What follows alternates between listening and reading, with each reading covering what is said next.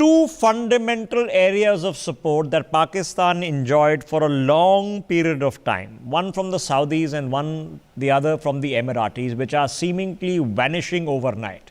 A part of this is extensive, patient, proactive, logical diplomacy from India. From the very top, we've been reaching out to the Saudi royal family.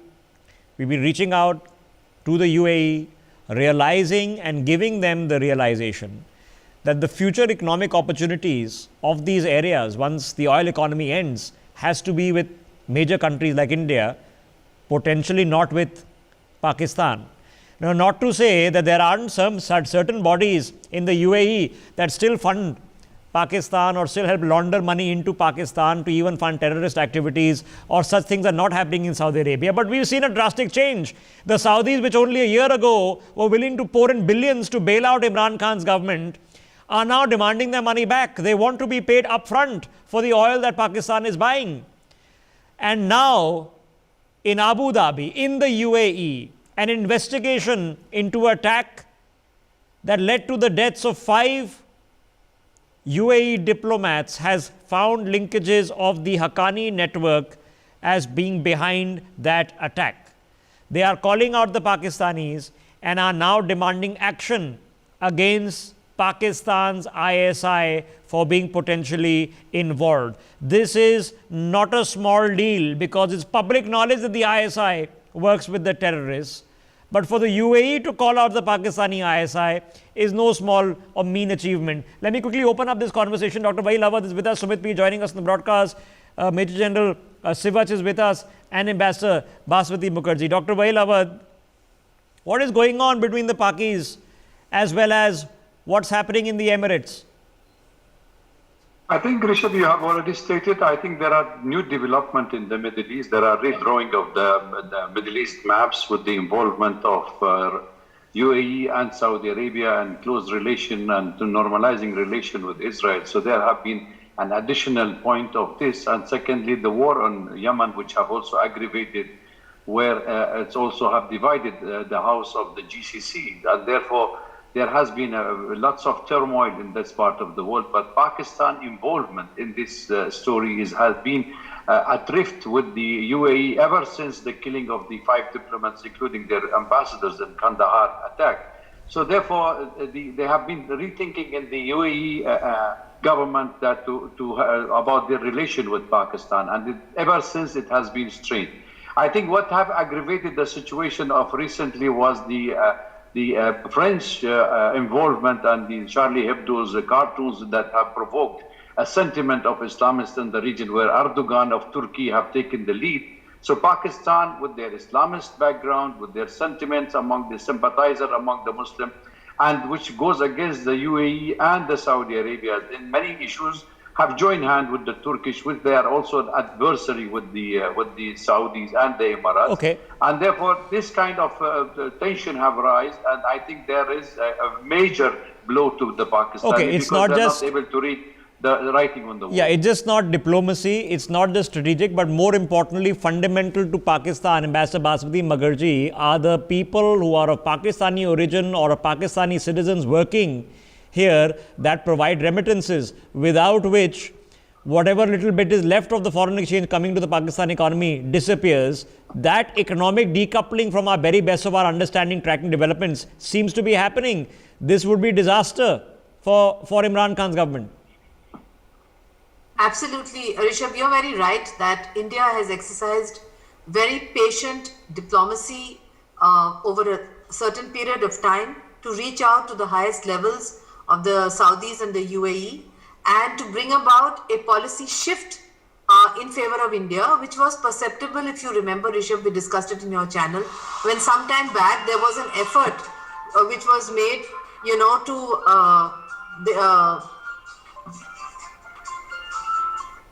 there was an effort that was made by Pakistan to have an OIC foreign ministers meeting on Kashmir. Yeah. And that did not work because the UAE did not support it and the Saudis were not enthusiastic about it, which showed a clear shifting of the wind blowing in a different direction.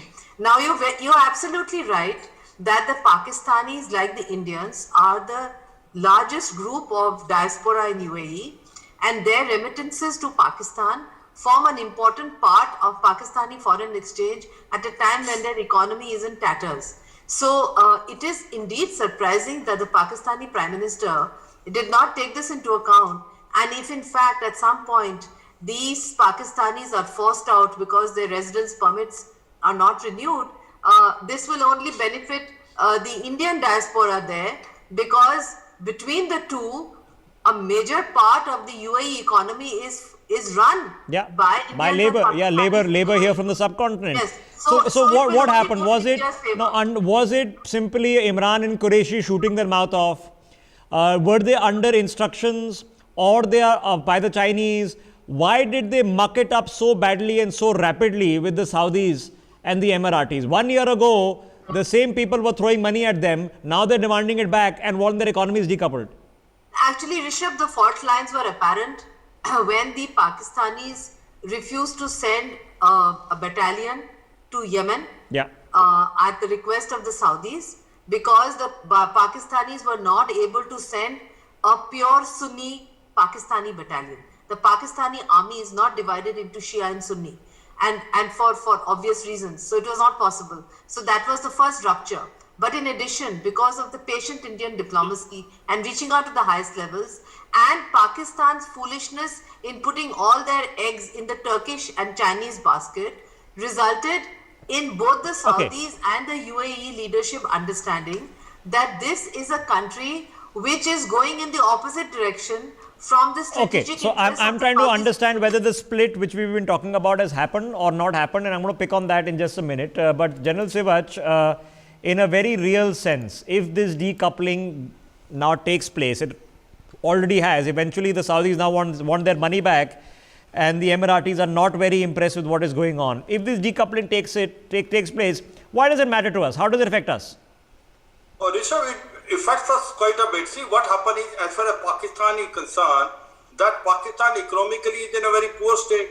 As on today, their foreign exchange reserve is only about $7.5 billion, which can't even look after about 15 days of their import.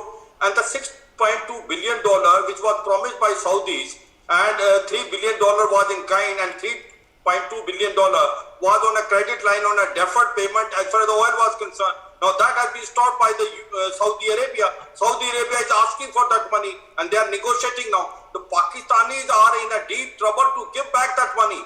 What they are trying to do is, they are trying to now borrow from IMF. They are trying all stunts so that they can give him by IMF. As far as Europe Union is concerned, they have already passed direction today that Pakistan and Turkey should be, there should be sanctions against them. They should be declared as a terrorist state. So today what is happening is, for a long time, Pakistan was dependent on Saudis and UAE in West Asia, and that's why it could survive so long. But today, if these are not the friends and they are not ready to support Pakistan will financially break. Exactly what you were saying, remuneration which is coming about $3 to $4 billion, which is almost 50% of their foreign reserve. And all the people who are working of the Pakistan origin in this area are about 20 to 30 lakhs. They will be all sent back.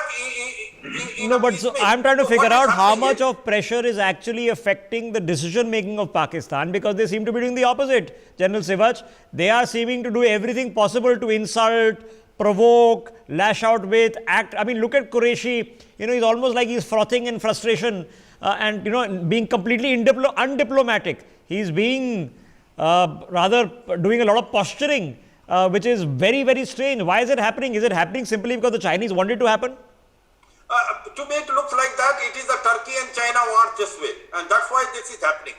But Pakistan is making a cardinal mistake of putting all eggs in one basket of Turkey. You see, Turkey and Saudis are two poles apart. They cannot stand to each other, and hence either you pick up Turkey or Saudi. They were earlier in Saudi camp, they were quite friendly with Turkey. Okay. But today they are totally with the Turkey. So it is complicated. But will they survive? Will the Turkey able to give them so much support? The Turkey can't. That is the mute question. And they will be declared as a terrorist state in case Saudis and UAE Okay, cannot okay, take. it You will can't. see Okay, Turkey trying to- Turkey can't, but the Chinese can, and probably still can. Sumit Peer, if you are in Pakistan, right now, you have no one else left except the Chinese. Turkey is also China by proxy, so you have got nobody else left. You were hoping that Mahathir had come your way, but then that slipped away. You've broken your ties pretty badly with the Saudis.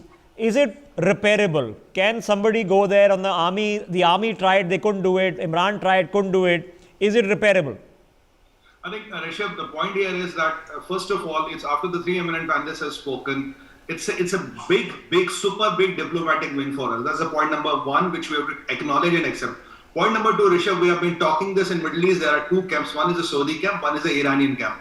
UAE has been traditionally with the Saudis. Now when China, Turkey and Iran have aligned, so Pakistan, but natural, will have to align to that camp. That leaves them from Qatar, that leaves them from Saudis, that leaves from them UAE. So it's a very clear, visible divide which is happening in the UAE. Point number two, Rishabh. Now you have recently seen after Israel and UAE have kind of opened their diplomatic ties and the planes have started flying between the two countries. Now Pakistan was the first one to oppose it, and Imran Khan said we are not going to have ties with Israel and we are going to stick to Jinnah's policy. Then happened the eventual. There were bombings in UAE in which intelligence are pointing a hand towards ISI. Now, without ISI network, because you see, Rishabh, ISI has proximity with Haqqanis, their proximity with Hezbollah, their proximity with Hamas. Traditionally, Dubai has been the routing point of ISI for flesh trade, for drugs, for arms, for all kinds of businesses. Now, what UAE is really worried, with such a big Pakistani diaspora, a lot of these Pakistani taxi drivers and doing menial jobs are real ISI agents who hide under this disguise. That is why you're seeing... Yeah, no, they are Hawala operators and whatnot. What I'm trying to figure out is, Dr. Waheed Awadh, is there a pivot point where Pakistan once upon a time was seen as the logic? If Saudi Arabia was the money bags and the UAE was the sort of a Hong Kong kind of transactional point, Pakistan was the one with the nuclear weapon, with the armed forces that could be brought to bear. Has that fundamentally broken? Is the viewpoint of what Pakistan is changed within the Islamic world? I think that's what I was trying to say, because Pakistan is not reading the writing on the wall of the changing in the Middle East, which is really affecting it. They are in catch-22. In fact, they are unable to know where to go. Should they go to the camp of Turkey or should they stay with the GCC, where their interest lies? But I believe with the China elements also have been added to this, that the Chinese are trying to bail out Pakistan, where in the USA and the UAE and Saudi Arabia, including China, were the only people were bailing out Pakistan. Now with two out, and American also getting into more introspective into its own America first under Biden, or likely that the Democrat. But what we are witnessing, it is a very turbulent period. It's very difficult to judge, because see, the Saudis depends a lot on the Pakistani's army till date. Even the UAE have been funding schools, funding universities, funding lots of money for the infrastructure in Pakistan. But the play games have changed, because when involvement of UAE in Afghanistan have also hurt the Pakistanis, where they felt that they are not the one who's supporting Haqqani network and they are giving in sanctuaries inside Pakistan. The Taliban themselves have denied their involvement in the killing of the diplomats and the Kandahar bombing. In fact, it was UAE who recognized the Afghan Taliban in the 90s early, and then they denounced it when they attacked the 11th September. What I'm trying to say here is Pakistan is unable to make its own vision of the real politics in this region, and that is why it is dragging its own feet into the wrong side of the history, where Erdogan is playing their card. Okay, so then that's obviously, if Pakistan is being seen on the wrong side of history, Ambassador Baswati Mukherjee, is India then thereby being seen on the right side of history? There are going to still be the Wahhabis in Saudi Arabia who are still dreaming of the caliphate along with Erdogan, but there'll be others who'll be thinking economically, Saudi Aramco investing into India, etc. Is that pivot happening as we speak? I think that pivot has already happened, and the shift is perceptible. And in that shift, Pakistan has been left behind, because Pakistan miscalculated that at the end of the day, the Saudis and the UAE government and leadership will never tilt towards India vis-a-vis Pakistan. This was a fundamental mistake they made. And I would also like to add that there is a limit to which China can bail out Pakistan, and the IMF will not bail out Pakistan because the IMF has made it clear that their aid is conditional upon so many things which the Pakistanis are not willing to accept. So you have here before you a state which is virtually failed politically and which may fail financially and which has nuclear weapons. And once upon a time, the Islamic world used to look at Pakistan's nuclear weapons as a Muslim nuclear weapon. But even that perception has changed. Now they look at it as Turkey's nuclear weapon, not as Saudi's nuclear weapon. So because Pakistan has situated itself very firmly in the Turkish camp and therefore in the great games which Turkey is trying to play in the Middle East, which is opposed to the strategy of the Saudis and the UAE. Okay, so are we seeing the split? Has it happened? General Sivach, has the split in the Islamic world happened, where the coalition was put together in the OIC was always an uncomfortable place? And let's face it, the Iranians and the Saudis and in Yemen and the proxy wars have been going on forever.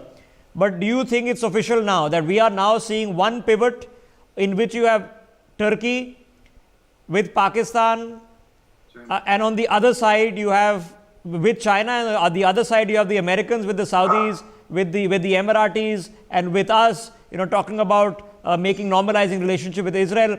That obvious split is now there. Absolutely, Rishabh, there's no doubt. Now the split is wide open and it is very well known to everyone. The Saudi, UAE, Israel also, and then America, India, all this is coming as far as the Turkey, Iran, China, and Pakistan nexus is now growing up, and to some extent Russia trying to come. There is no doubt what is happening is, as far as the Saudis and UAE is concerned, they have realized the importance of India vis-a-vis Pakistan. They have realized that Pakistan is a failed state, how long they can support it. And they found it that Pakistan is a terrorist state, and at times it does certain action against the interest of UAE and Saudi. But it served the purpose, no, but it served the purpose. No, they were the proxy war they were fighting. Other than the Pakistani. No, but General Sivach, not just the bomb. UAE could never have developed the bomb, right? So it did serve a purpose, and in terms of the proxy war they were fighting, there were enough people who were funding that, whether it be through North America, Europe, and all the funding was coming through either the UAE or Saudi Arabia. So there were people who were committed to the religious war. Are we seeing a bit of that go away? Are we seeing a little bit less of the Wahhabi stranglehold in Saudi Arabia and the UAE? Correct. General Sivach? Yeah, absolutely correct. There is no doubt about it. It is going to happen like this. What is happening is, as far as Wahhabism is concerned, it will be to some extent reduced. Saudis and UAE will play a much modern card. They will be trying to make use of the market which is given by India. You remember first time Saudi are thinking of exporting a weapon to India. It was surprise to anyone and everyone. But that's it. But the problem here is, Sumit P, the problem is the dichotomy continues. Nothing could have been closer than Saudi Arabia and America for all these years, right? Between the Bush family and even the Bin Laden family. But then, hey presto, there were enough Wahhabis there to do 9/11. So are we being overly optimistic? You see, Rishabh, you have to look at it from an economic perspective. Also, if you look at UAE and Saudi Arabia, when 60 to 80% of your economy runs on oil exports. US, the so-called biggest buyer, is now the exporter of oil. China has aligned with Iran because $280 billion of oil they are going to buy from Iran. That leaves us the biggest oil buyer in the world and the fastest growing economy in the world. So for their interest, it is but natural, it's more of a compulsion to align with this bloc because Iran has already taken over the China market. So their aligning is not only on diplomatic and ideological terms, it's also market-driven compulsions, which are the realities of the world because we are the third biggest economy by PPP and by GDP. So you have to align with us. There's no option. I'm just trying to see, Dr. Waheed Labad, a highly complicated, it's always been complicated, but oh my God, what a year it has been between what Erdogan is up to and then complications with Iran. There's been a war in Azerbaijan, continuing war in Libya, in Yemen. In this entire complicated scenario, what is giving you hope? Is there hope that at least in some areas, Wahhabi clash of civilizational mindsets may be losing out? I think it's the contrary. With the Democrat back in power in the United States, we know that they will load the gun again, and they are the promoter of all wars all over the world. So the American foreign policy, though they are trying to pull out of Afghanistan and Iraq some of the troops, but that's also an invitation for terrorist organizations to flourish again in this part. And I think Pakistan is not all out or lost out. It is still have lots of cards to play in this part of the world. And we are not going to see Pakistan collapsing very soon, because the Americans definitely have an agenda in this part. And with Erdogan extending his hand to the CIS country, I think India has to tie its belt, because this is also an extremism flourishing places where radicalism can take place under Erdogan, who's been using the mercenaries not only in Syria and in Libya, but also in Karabakh in region in Azerbaijan. So this can be a flashing point for the future of fighting terrorism. And I think we all have to address what India have been saying. Okay, so what's the new normal? Quickly, Dr. Vaidilabad, what is the new normal that you're expecting? I think the new normals, we are expecting that we have to address every nation who is a state-sponsored terrorism. Terrorism has to be the priority in dealing with any kind of action in the future for the international new world order. But from every indication that we're getting, things are looking worse off in the region, certainly not better off. There are rays of hope, but they're looking worse off, and that's going to be very, very troubling. But our diplomacy has shown a lot of change. We haven't got everything right, because of course in retrospect everything could be done better, but a lot has happened. I have never seen such aggressive efforts at looking at things beyond a Pakistani mind space within Saudi Arabia, within the UAE. Turkey we couldn't do much about for reasons best known to Erdogan himself, and that's for him to figure out. Thank you for having a very interesting conversation. The earth is not going to rip itself into seams tomorrow, but we remain educated, because all these things affect our backyard. For more such videos, subscribe to the NewsX YouTube channel, hit the bell icon.